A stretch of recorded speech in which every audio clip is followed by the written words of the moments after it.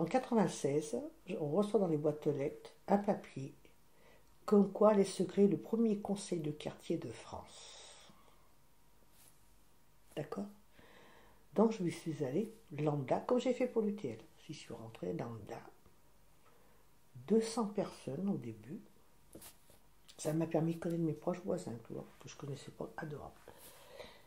Et le président, c'était donc un conseiller municipal, parce qu'à Villeurbanne, par rapport à alors, à Villeurbanne, les présidents de conseil de quartier, il fallait que ce soit des conseillers municipaux ou adjoints, mais pas l'habitant. À Lyon, c'était l'habitant, parce que j'ai des amis qui ont été conseillères présidents, et suivant le sujet qu'ils abordaient, ils invitaient l'adjoint à venir en bas. Tandis qu'à Villeurbanne, non. Malgré que ça soit socialiste, c'est marrant, parce qu'à Lyon, à l'époque, ah non, il y avait déjà Colomb, je crois. Voilà, bon. Donc on arrive, réunion, on t'explique tout ça. Puis, le président, c'est un petit monsieur, pas comme Alain et moi, qui avait été cadre administratif au Crédit Lyonnais, et il nous a demandé ce qu'on faisait. Et je ne sais pas si c'est le fait de la télé, mais tous les deux, on a vraiment sympathisé. C'est marrant, hein. Un monsieur d'un âge, hein, quand même. Thomas Saint-Georges, je lui rends un hommage, il est décédé. Et ça fait tilt.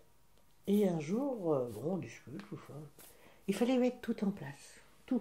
Ce qu'on sait, c'est promis. Et je lui dis, un jour, j'arrive et je lui dis, il faudrait quand même, à mon avis, faire un état des lieux du quartier. 18 000 habitants à l'époque, hein, il y a peut-être plus maintenant. Parce qu'on ne peut pas travailler sur... Il faut qu'on fasse un état des lieux. Et il me dit quoi?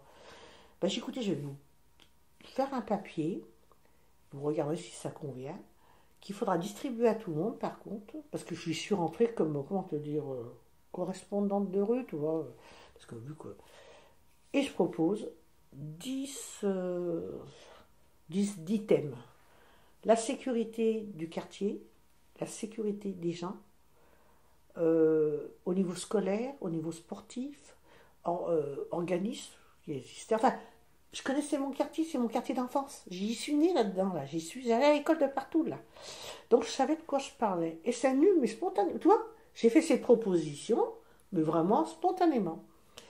Et en effet, on a appelé ça les fiches navettes. C'est-à-dire que j'avais marqué nom, prénom, mais c'était facultatif, c'était surtout où tu habitais. Hein?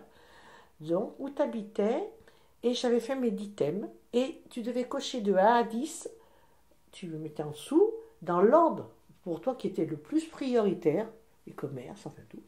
Et voilà, il fallait que les gens te retournent ça au centre social, parce qu'il y avait une boîte aux lettres, ils pouvaient les poser.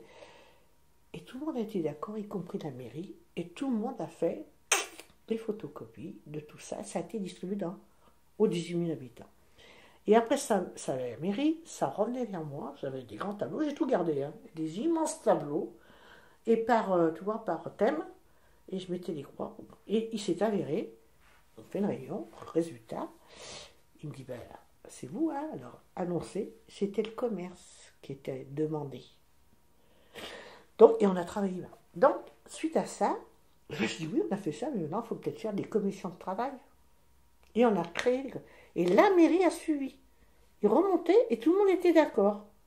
Donc, j'ai commencé comme ça, à donner des idées, et puis voilà. Qu'est-ce que tu as retiré cette expérience de conseil de quartier, personnellement? Alors, je vais te dire, honnêtement, le conseil de quartier, au début, 200 personnes. À la fin, on avait dû finir... Juste personnellement, ce que tu as apporté. Ben, moi, ça m'a apporté d'abord une chose. Ça m'a apporté... Je connais mes voisins proches, tu vois. Ça m'a apporté la satisfaction de ce que j'avais proposé.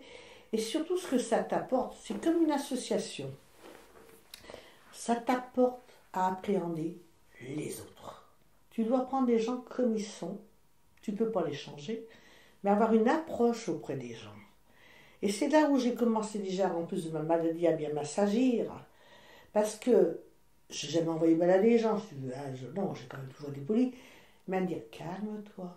Ton objectif, il est où par rapport à qui? Pas pour toi, par la collectivité. À partir de là où c'est une bonne école, hein, comme l'association, hein, faut pas croire.